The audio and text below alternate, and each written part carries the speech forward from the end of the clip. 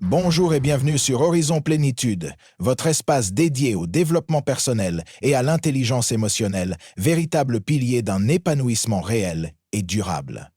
Si vous aspirez à cultiver une vie riche de sens et d'harmonie et que vous êtes animé par le désir de vous élever personnellement et d'explorer votre plein potentiel, alors vous êtes au bon endroit.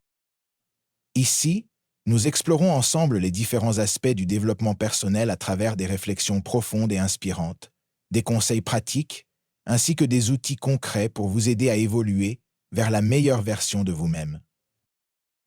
Alors, si tu es prêt à développer ta personnalité, ta mentalité et ton mindset, à te challenger et à atteindre de nouveaux sommets, abonne-toi dès maintenant à la chaîne et active la cloche de notification pour ne manquer aucune de nos vidéos. Aujourd'hui, nous allons aborder un sujet qui touche tout le monde, mais que peu de personnes savent réellement maîtriser: la gestion des conflits avec intelligence émotionnelle. Nous avons tous été confrontés à des disputes, des malentendus ou des tensions dans notre entourage. Parfois, ces conflits s'apaisent d'eux-mêmes, mais d'autres fois, ils laissent des traces profondes, des rancœurs et des relations brisées. Mais pourquoi certains parviennent-ils à gérer ces situations avec calme et efficacité, alors que d'autres se laissent submerger par leurs émotions? La réponse réside dans une compétence essentielle: l'intelligence émotionnelle. Plutôt que de fuir les conflits ou de les affronter avec agressivité, il est possible d'apprendre à les gérer avec sagesse, en transformant ces moments de tension en véritables opportunités de compréhension et de rapprochement. Dans cette vidéo, nous allons explorer ensemble les racines des conflits, les erreurs à éviter et surtout, les stratégies concrètes pour les désamorcer avec calme et lucidité. Alors, reste bien jusqu'à la fin, car ce que tu vas apprendre aujourd'hui pourrait profondément changer ta manière de communiquer et d'interagir avec les autres. Première partie. Comprendre les racines des conflits. Les conflits ne naissent jamais par hasard. Derrière chaque tension, il y a des besoins, des émotions et des perceptions différentes qui s'entrechoquent. Prenons un exemple simple. Imagine que tu travailles en équipe sur un projet et qu'une collègue ne respecte pas un délai important. Tu ressens alors de la frustration, peut-être même de la colère. Mais pourquoi? Est-ce seulement parce qu'il a pris du retard, ou bien parce que ce retard met en péril ton propre travail et que tu ressens un manque de respect envers ton engagement? Ce qu'il faut comprendre, c'est que les conflits sont rarement liés aux faits eux-mêmes, mais plutôt à l'interprétation que nous en faisons. Derrière un désaccord se cachent souvent des besoins non satisfaits, un besoin de reconnaissance, se sentir écouté et respecté, un besoin de sécurité, avoir des repères et une stabilité, un besoin d'autonomie, ne pas se sentir contrôlé ou contraint. Lorsque ces besoins sont menacés, nos émotions prennent le dessus. C'est pourquoi il est crucial d'identifier ce qui déclenche nos réactions avant de chercher à résoudre le conflit. Mais souvent, ce sont nos propres réactions qui amplifient la situation. Deuxième partie, les erreurs courantes qui aggravent un conflit. Lorsque nous sommes en plein conflit, il est facile de commettre des erreurs qui ne font qu'empirer la situation. Sans même nous en rendre compte, nous adoptons parfois des comportements qui enveniment les tensions au lieu de les apaiser.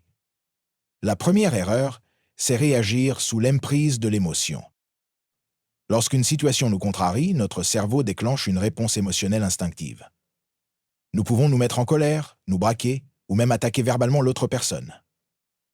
Le problème, c'est que dans cet état, nous ne réfléchissons plus de manière rationnelle. Nous sommes guidés par notre impulsivité plutôt que par notre intelligence. Avant de répondre sous le coup de la colère, il est essentiel de prendre du recul.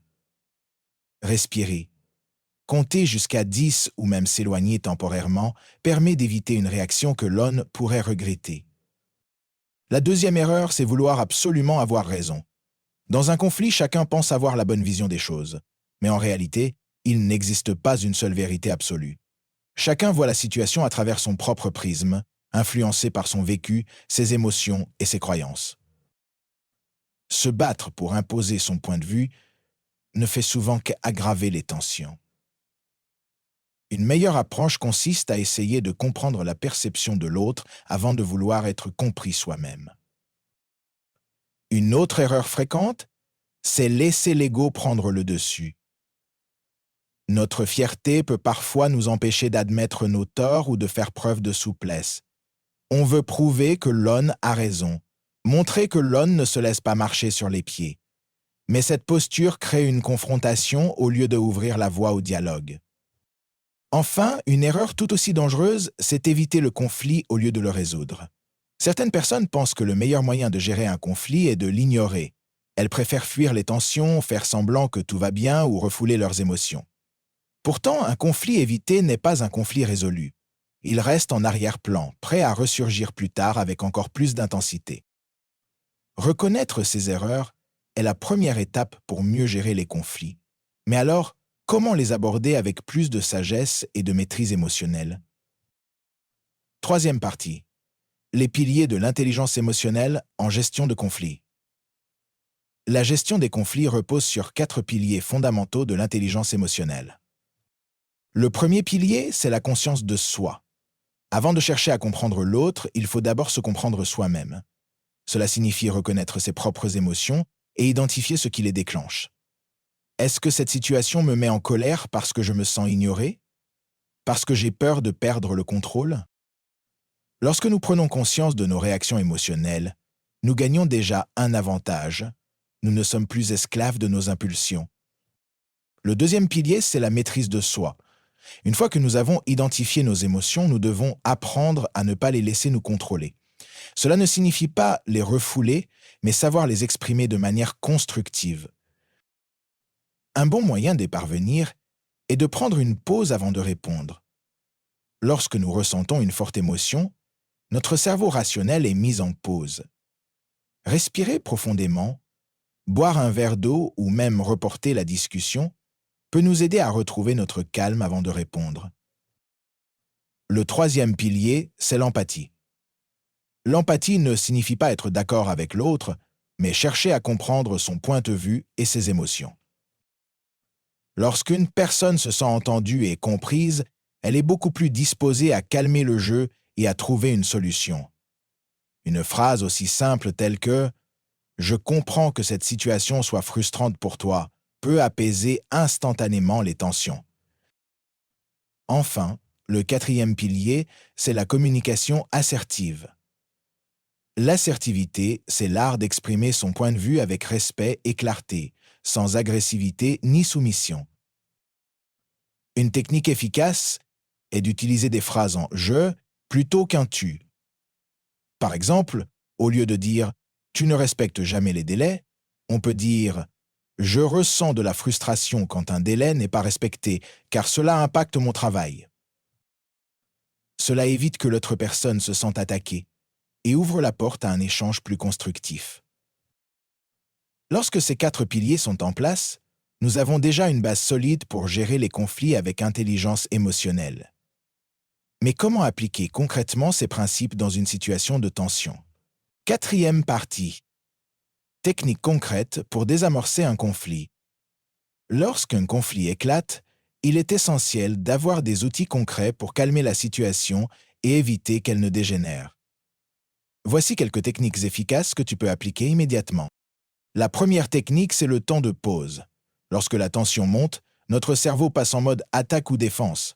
Dans cet état, il est difficile de réfléchir calmement et de trouver une solution constructive. C'est pourquoi prendre un temps de pause est souvent la meilleure option.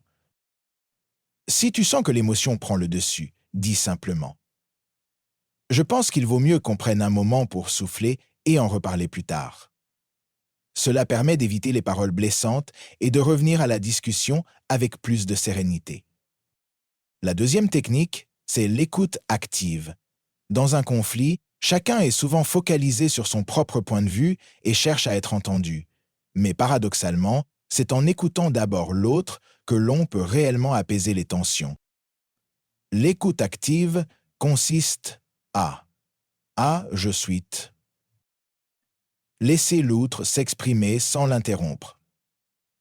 Reformuler ce qu'il dit pour montrer que tu comprends. Si je comprends bien, ce que tu ressens, c'est valider ses émotions, même si tu n'es pas d'accord avec son point de vue.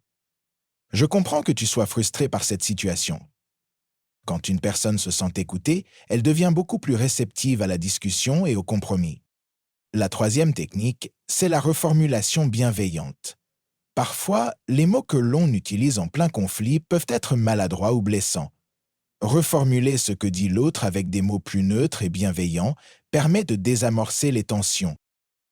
Par exemple, si quelqu'un te dit « tu ne me respectes jamais », au lieu de répondre avec agressivité, tu peux reformuler en disant « j'ai l'impression que tu ressens un manque de respect de ma part. Peux-tu m'expliquer pourquoi ?» Cela change totalement la dynamique de la conversation et permet d'engager un dialogue plus constructif. Enfin, une technique essentielle, c'est chercher un terrain d'entente. Dans un conflit, il est facile de se focaliser sur les désaccords. Pourtant, il y a souvent des points communs sur lesquels on peut s'appuyer pour avancer. Demande-toi, quels sont nos objectifs communs? Que voulons-nous vraiment au fond?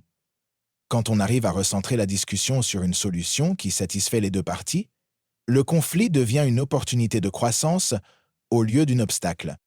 Mais que faire lorsque les conflits sont récurrents ou particulièrement difficiles à gérer? Comment gérer les conflits difficiles ou récurrents?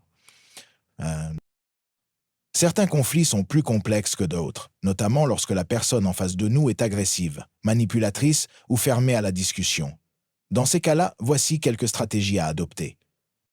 Tout d'abord, face à une personne agressive, garde ton calme. Lorsque quelqu'un hausse le ton, l'instinct naturel est de répondre sur le même ton. Mais cela ne fait que alimenter l'escalade du conflit.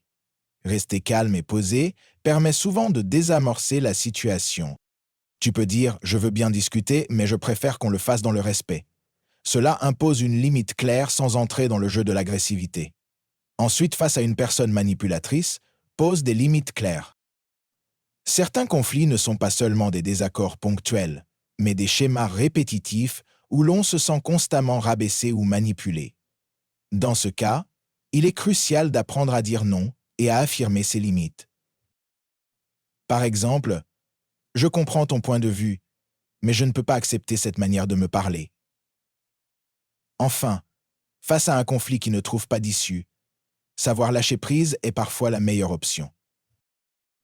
Il y a des situations où, malgré tous nos efforts, l'autre personne ne veut pas trouver de solution. Dans ces cas-là, plutôt que de s'épuiser dans un combat sans fin, mieux vaut parfois prendre du recul et accepter que l'on ne peut pas tout contrôler. Gérer un conflit ne signifie pas toujours le résoudre immédiatement, mais plutôt apprendre à l'aborder avec sérénité et intelligence. Et si l'on voyait les conflits sous un nouvel angle, comme des opportunités de grandir? Chic! Transformer un conflit en opportunité de croissance. Un conflit bien géré peut être une occasion d'améliorer une relation et de mieux comprendre l'autre. Mais il est aussi une précieuse leçon sur nous-mêmes.